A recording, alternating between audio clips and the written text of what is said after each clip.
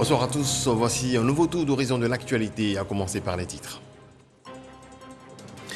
Le Conseil économique, social, environnemental et culturel a effectué la rentrée solennelle de sa 13e mandature ce jeudi au plateau.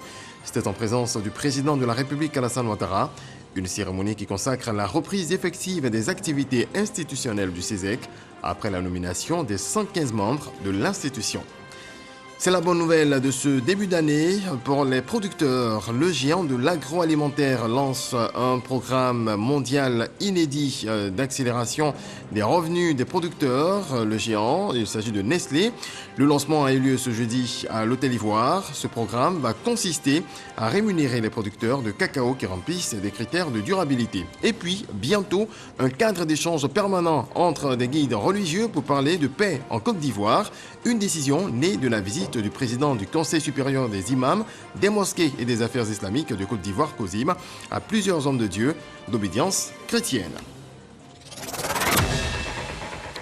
Le président de la République, Alassane Ouattara, prépare aujourd'hui à la rentrée solennelle de la 13e mandature du Conseil économique, social, environnemental et culturel, CESEC.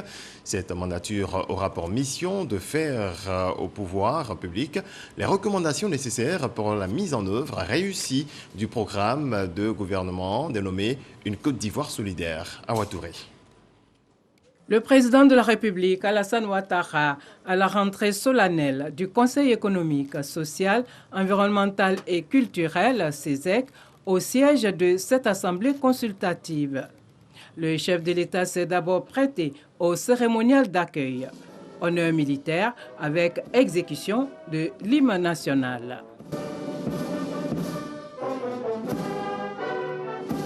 Une rentrée solennelle qui marque officiellement l'ouverture des travaux de la 13e mandature du CESEC.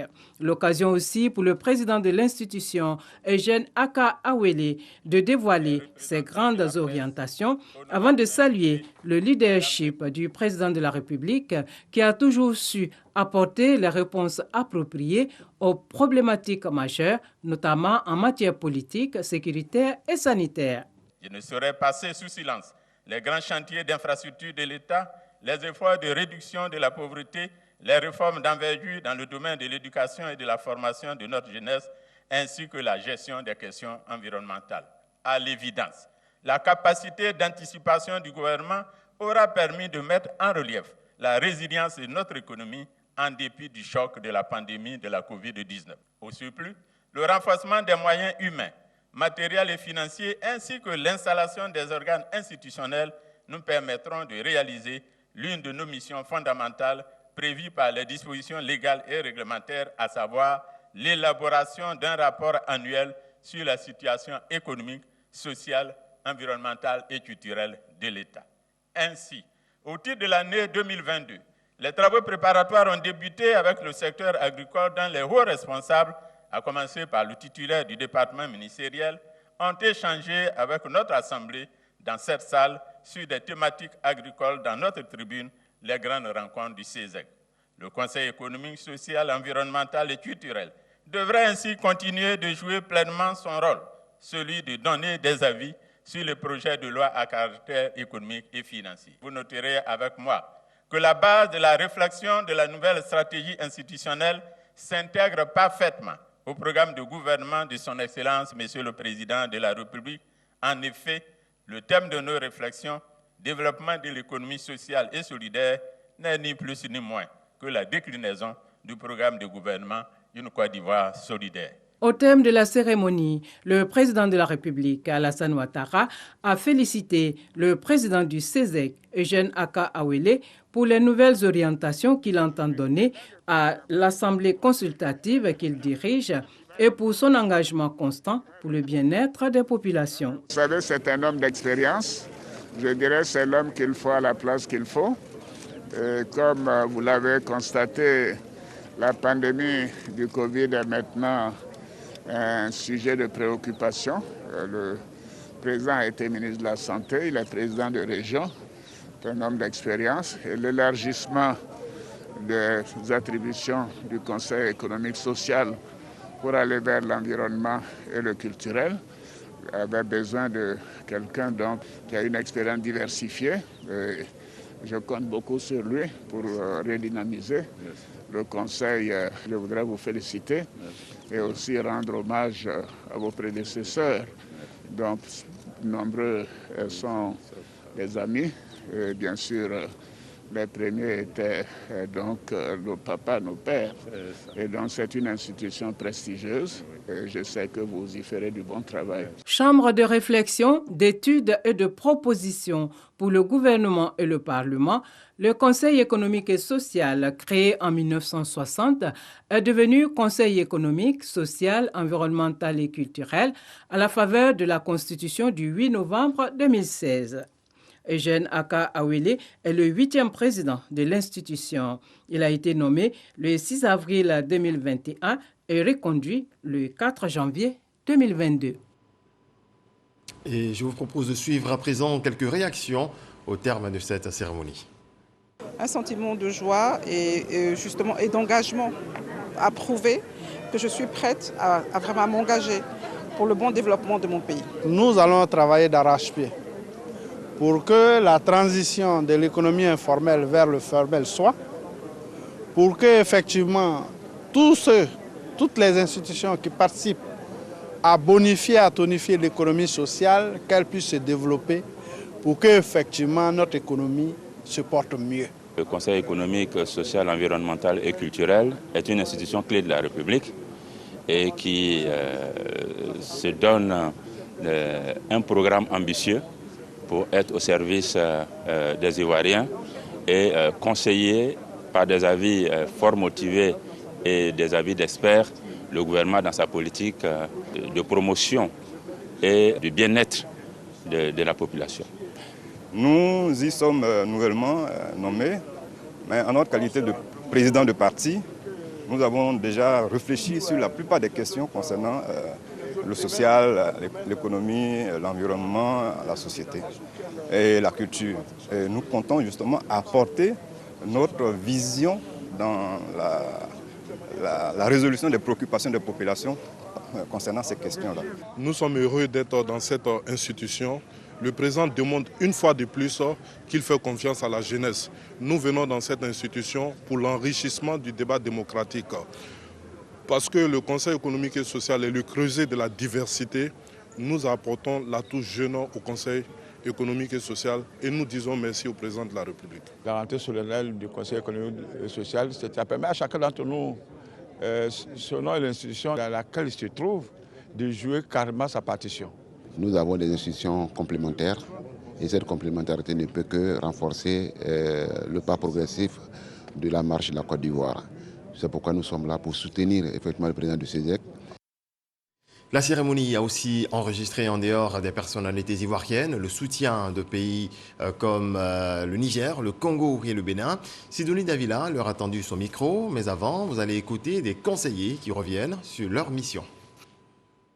Le moment est historique pour le Conseil économique, social, environnemental et culturel, CESEC. Cette rentrée solennelle marque le point de départ des activités de sa 13e mandature en présence du président de la République, Alassane Ouattara. Un cachet fort pour les conseillers. Le président du CESEC nous l'a dit tout à l'heure, nous sommes comme des juges de touche dans un match de football qui, par moment, interpelle le juge central, si j'ose dire ainsi, qui est le président de la République, sur la mise en place des institutions fortes et crédibles. Et je suis d'autant plus heureux que cette rentrée solennelle s'est faite sous l'autorité du chef de l'État, toute chose qui indique que le président de la République accorde une grande importance à cette structure qu'est le Conseil économique. Nous allons entrer dans une aventure exaltante avec le président Awele et nous allons faire du bon travail. Nommé par décret le 4 janvier dernier par le président de la République, les conseillers entendent apporter leur contribution aux travaux de par leurs différentes expériences.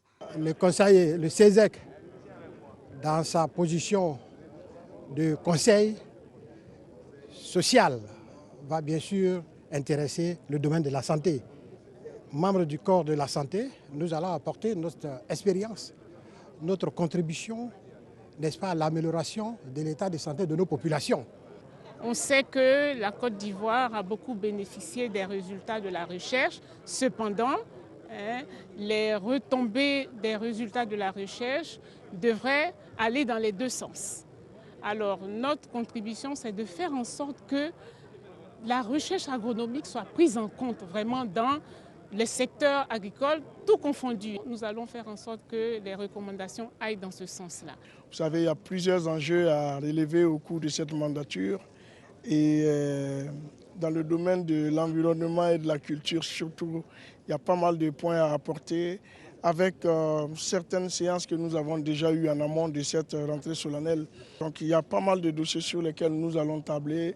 C'est vrai que les règles sont définies à l'avance, mais maintenant nous attendons d'être sur le terrain pour pouvoir les appliquer. À côté du président de la République, le Premier ministre Patrick Achi, des membres du gouvernement, des présidents d'institutions, des diplomates et autres personnalités ont pris part à la cérémonie.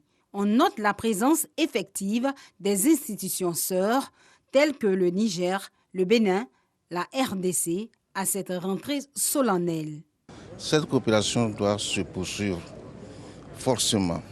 D'abord par les signaux tracés par nos deux chefs d'État, le président, son excellence le président Alassane Ouattara et le président Patrice Talon du Bénin.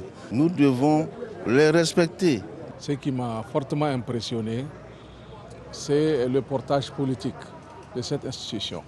C'est l'appui politique dont jouit cette institution. Je vois que le président de la République a fait le déplacement pour marquer, n'est-ce pas, de son attention et de tout son appui au Conseil économique.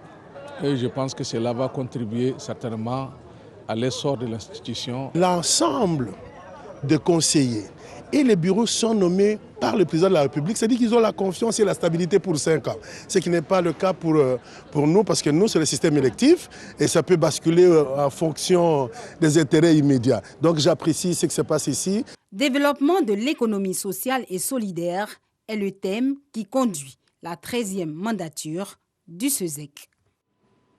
Autre volet de l'actualité, l'entreprise Cargill renforce la scolarisation en milieu rural pour venir à bout du travail des enfants dans la cacaoculture.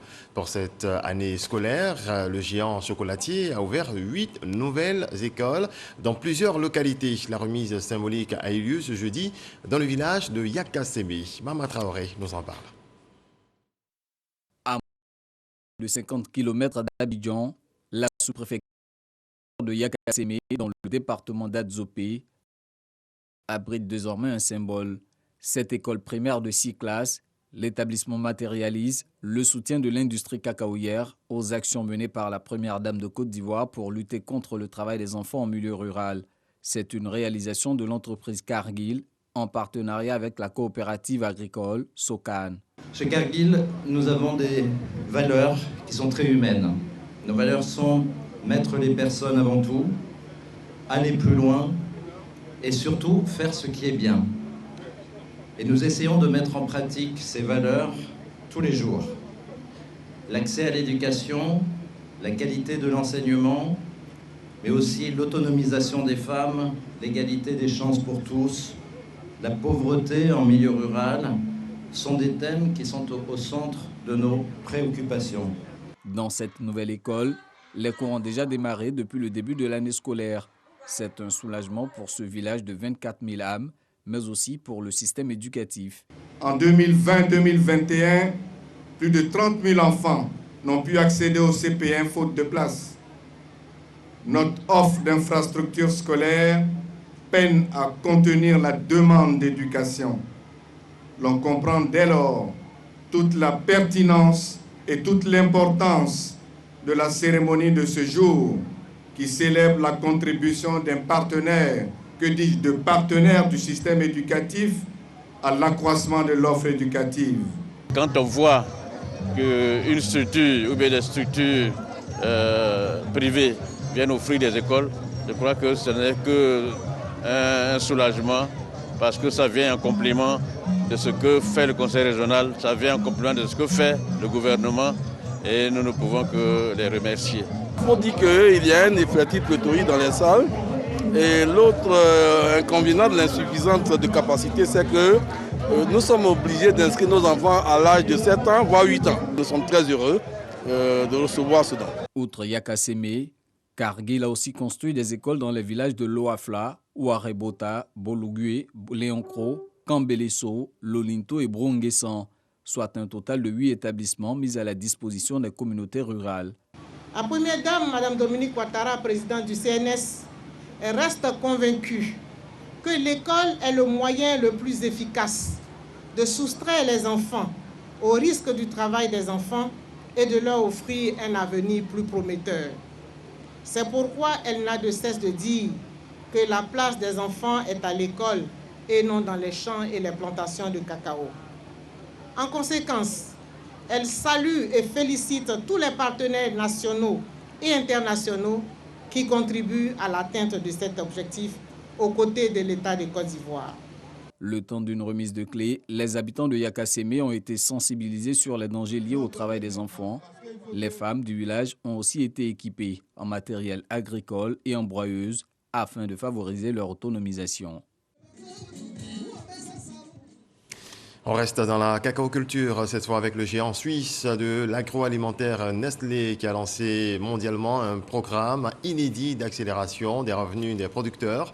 Il s'agit de rémunérer les producteurs de cacao qui remplissent des critères de durabilité et de bonnes pratiques agricoles. La cérémonie de lancement s'est tenue aujourd'hui à l'Hôtel Ivoire en présence du Premier ministre Patrick Hachi Cheikh-Koné. Monsieur Kwasi Sapol. D'accord. Monsieur Kwasi, on va tout de suite vous faire une transaction. C'est depuis son village de Tafissou, dans la localité de Djekanou, que le producteur de cacao Kwasi Paul reçoit en direct d'Abidjan une prime de 130 000 francs CFA pour avoir respecté les bonnes pratiques agricoles dans sa coopérative. Une première dans la filière cacao en Côte d'Ivoire. Ce geste, loin d'être une action isolée, s'inscrit dans le cadre du programme d'accélération des revenus des producteurs ivoiriens, initié par le groupe Nestlé.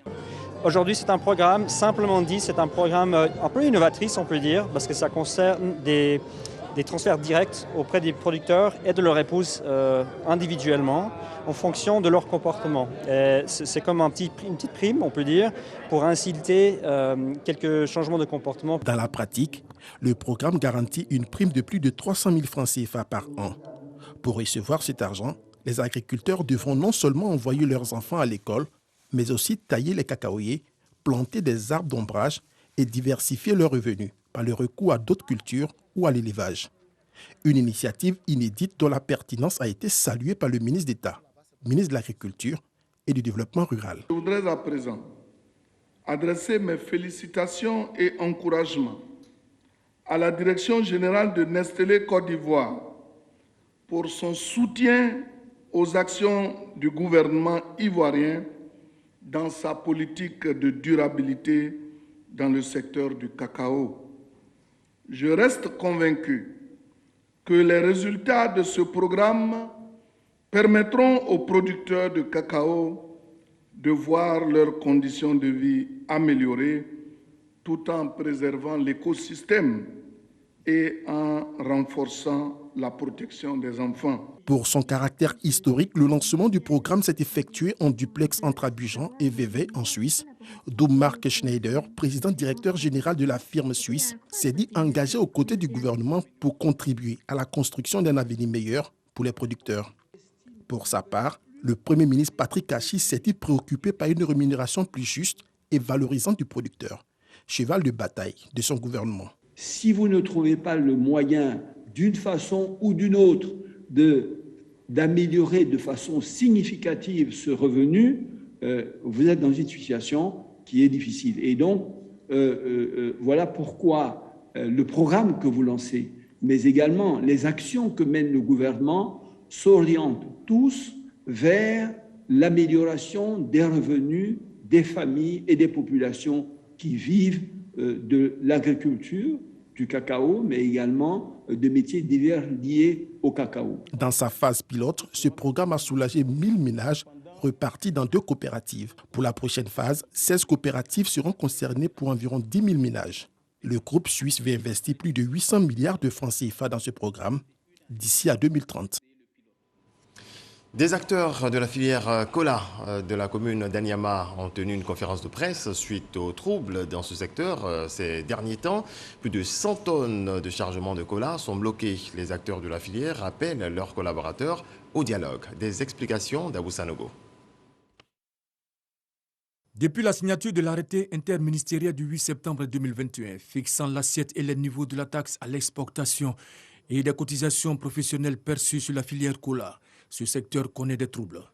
Anyama, centre névralgique de la cola, siège de l'association professionnelle des producteurs et exportateurs de cola en Côte d'Ivoire, Intercola. Des malentendus dus à une incompréhension entre commerçants et responsables de la filière créent un désordre dans la commercialisation de la cola. Le problème, c'est le prélèvement. Comme ils ont dit qu'ils n'ont pas été sensibilisés, ils n'ont pas été informés, d'un coup, on vient leur dire de payer 500 francs sur un panier. Il y a certains même qui disent 1000 francs, il y a certains même qui disent 2000 francs pour intoxiquer nos braves, vraiment, commerçants, alors que cela n'est pas la réalité. Le président du conseil d'administration et ses collaborateurs invitent les acteurs au dialogue en vue de proposer des solutions au blocage actuel d'exportation. En invitant l'Intercola, en invitant les fraudeurs de troupes, on va s'asseoir sur une table et puis parler et puis maintenant laisser les gens travailler. La Côte d'Ivoire est le premier producteur et le premier exportateur mondial de cola, avec une production annuelle de 260 000 tonnes en 2016, dont 200 000 tonnes exportées. La Direction générale des impôts a collecté 2819,8 milliards de francs CFA de recettes fiscales sur un objectif global de 2701,1 milliards de francs CFA en 2021, soit un écart positif de 118,7 milliards de francs CFA. Cette information a été donnée par le directeur général des impôts, Wadarassi Abou, à l'ouverture d'un séminaire bilan annuel ce jeudi à Abidjan. Jean-Louis Bangou. 2021 aura été une année bien fructueuse pour la Direction générale des impôts. La régie financière a pu recouvrer au cours de cette année 2819,8 milliards de francs CFA, là où les prévisions tablaient sur une collecte de 2701 milliards de francs CFA. C'est 118 milliards de plus, soit un taux de réalisation de 104%. Le directeur général qui dévoilait ses résultats au cours de ce séminaire bilan a surtout salué l'engagement et le dévouement de ses collaborateurs. Ces performances sont le résultat de votre engagement, de votre détermination à toujours mieux faire, de vos politiques managériales mises en œuvre dans vos services respectifs. Toutes choses qui ont facilité l'adhésion et l'implication de vos collaborateurs aux différents projets. Pour l'année 2022, les objectifs de recettes ont été fixés à 3107 milliards de francs CFA, soit plus de 287 milliards à collecter de plus qu'en 2021. L'atteinte de cet objectif passe par le relèvement de plusieurs défis. Au nombre de ces défis figure la problématique du relèvement du taux de pression fiscale, dont la faiblesse contribue à instaurer des zones de fragilité au niveau des finances publiques de notre pays. Il y a aussi l'assiette fiscale à travers l'accroissement de la population des contribuables, l'aménagement de l'assiette et des taux de certains impôts, le renforcement de l'efficacité du contrôle fiscal. Les réflexions sur ces mesures se sont poursuivies au cours de ce séminaire bilan. Les travaux ont également porté sur le bilan des téléservices, l'année fiscale 2022 ou encore sur l'évaluation du coût de gestion des impôts et taxes. On passe à présent aux chiffres liés à la pandémie de Covid-19 en Côte d'Ivoire en ce jeudi 27 janvier 2022.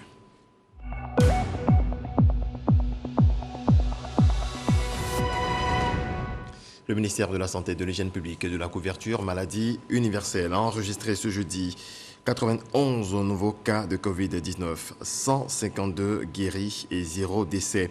À la date du 27 janvier 2022, la Côte d'Ivoire compte donc 80 487 cas confirmés, dont 77 295 personnes guéries, 782 décès et 2410 cas actifs.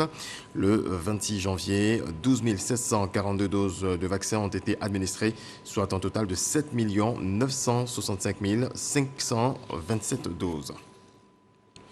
Je le disais en titre, le président du Conseil supérieur des imams, des mosquées et des affaires islamiques en Côte d'Ivoire, COSIM, Cheikh Aïma Ousmane Diakité, a rencontré à leurs différentes chapelles des hommes de Dieu d'obédience chrétienne. Au menu, la consolidation et la préservation de la paix et la cohésion sociale. Connu par Gassoro. C'est à l'église du président du christianisme céleste située dans la commune de Port-Boué que le président du COSIM, Conseil supérieur des imams, des mosquées des affaires islamiques en Côte d'Ivoire, Cheikh Aïma Ousmane Diakité, a débuté sa tournée. Il a rendu visite au premier responsable de cette chapelle, le révérend pasteur Edimo Blain Jacob, président du Forum des confessions religieuses de Côte d'Ivoire. Après Port-Boué, le cheikh a mis le cap sur la commune de Cocody, où il a rencontré à son siège le révérend pasteur Boignon Apollinaire, président de la Fédération évangélique de Côte d'Ivoire. Ces différentes visites du guide suprême de la communauté musulmane de Côte d'Ivoire ont essentiellement porté sur la consolidation et la préservation de la paix, mais aussi sur l'importance de la promotion de la cohésion sociale en Côte d'Ivoire. Nous avons évoqué au cours de nos entretiens notre projet commun de mettre en place en Côte d'Ivoire une structure permanente qui va regrouper les guides religieux. Et le nom préconisé, c'est l'Alliance des religions pour la paix en Côte d'Ivoire. Nous avons tant de choses à faire ensemble pour prévenir et anticiper sur d'éventuelles crises qui peuvent arriver. Si les guides religieux se mettent ensemble pour réfléchir et délivrent un message de paix et de consolation à la communauté nationale, cela peut jouer un rôle de renforcement de cohésion en Côte d'Ivoire. Les hommes de Dieu visités n'ont pas manqué de traduire toute leur gratitude et celle de leurs communautés respectives au président du COSIM. Ils sont convenus de créer un cadre d'échange permanent en vue de communiquer sur les questions relatives à la stabilité en Côte d'Ivoire. À mon sens, il est question ici de pacifier nos différentes relations au niveau de nos communautés, mais aussi de jouer le rôle de guide religieux dans notre nation pour préserver la paix et permettre que la Côte d'Ivoire se porte bien. La démonstration est là que la Côte d'Ivoire est un pays béni de Dieu. Ce que vous voyez, c'est un signe qui vient de Dieu. Il y a plusieurs religions, chacun sa couleur, mais nous sommes la Côte d'Ivoire arc-en-ciel en religion. Que Dieu nous aide à être comme nous sommes pour sa gloire. Notons que le président du COSIM, Cheikh Aïma Ousmane Diakité, a également rendu visite au révérend pasteur Dr Dion Robert, président de l'église baptiste, œuvre et mission. Tous entendent multiplier prières et adorations pour une Côte d'Ivoire paisible et plus harmonieuse. Les clubs de football d'Abobo en compétition. Un tournoi de la cohésion sociale doté du trophée Alassane Ouattara est organisé. Il a pour objectif de sortir les jeunes de la rue en leur inculquant des valeurs d'union. Jean-Marc Djadji. Le tournoi de la réconciliation et la cohésion doté du trophée Alassane Ouattara a réuni plusieurs équipes issues des écoles de football d'Abidjan. Une initiative de l'Union des écoles de football d'Abobo. Pour son président, cette union vise à détecter les talents, mais également à aider les jeunes à sortir de la rue, tout en leur apprenant les valeurs de solidarité et d'union. Un centre de formation a au minimum 50 jeunes. Il y a certains même qui ont des centaines de jeunes. Et nous arrivons à encadrer ces jeunes-là. Ça nous permet de lutter contre le grand banditisme dans la commune d'Abobo. Ces enfants, quand ils ne sont pas à l'école, ils sont sur les terrains de football. Quand ils ne sont pas sur le terrain de football, ils sont à l'école. Ça permet quand même d'occuper ces jeunes-là de façon saine. Le parrain de la cérémonie, Touré Souleymane, conseiller du Premier ministre en charge de la jeunesse, et Ouattara Brahima, représentant le maire de la commune d'Abobo, ont salué cette initiative. Ils ont par ailleurs lancé un appel à la jeunesse pour une mobilisation autour des valeurs de paix prônées par le président de la République. Le président de la République, son Excellence Alassane Ouattara, c'est une chance pour la Côte d'Ivoire. Et grâce à ces chantiers structurants qu'il a menés à travers la Côte d'Ivoire, et grâce à la paix qu'il a prônée, je crois qu'il était important qu'on organise un tournoi à son honneur.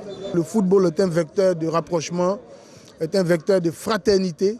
Et le président Alassane Ouattara a demandé que nous multiplions les actions en faveur du renforcement et de la paix. Et comme nous le savons, nous sommes là donc autour de cette discipline pour apporter notre soutien à la jeunesse d'Abobo. Au terme des différents matchs, des diplômes et des trophées ont été remis aux acteurs de cette 3e édition et aux participants de ce tournoi. Point final, excellente nuit, que le Tout-Puissant nous garde.